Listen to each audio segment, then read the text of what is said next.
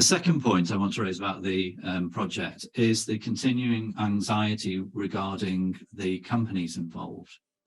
And there is reference in the update attached to the CTI note to seeking assurances from any potential supplier that they declare conflicts of interest and how they can avoid a conflict of interest if they arise.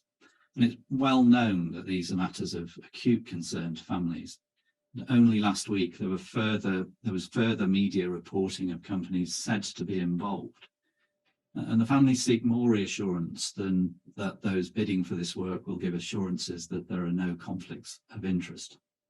And I give one example. The openDemocracy website last week cited the two companies that they say have been contracted to the inquiry, and they say that the inquiry has confirmed that, Saatchi and a company called 23 Red. And the openDemocracy website asserts that both of those companies had contracts to work on the government COVID response, as well as other government work. Another website asserts that 23 Red would actually work from the Cabinet Office on that work.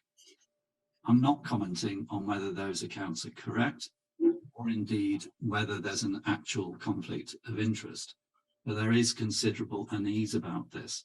And what we seek is a clear indication from the inquiry as to it using companies which have undertaken what might reasonably be perceived to be a conflict of interest, and indeed for companies contracted to do inquiry work to make a public statement concerning any work they have done that could be perceived to be in conflict.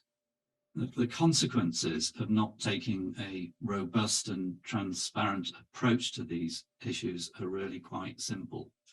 Less families will be prepared to engage, and the whole exercise will have less utility and less credibility.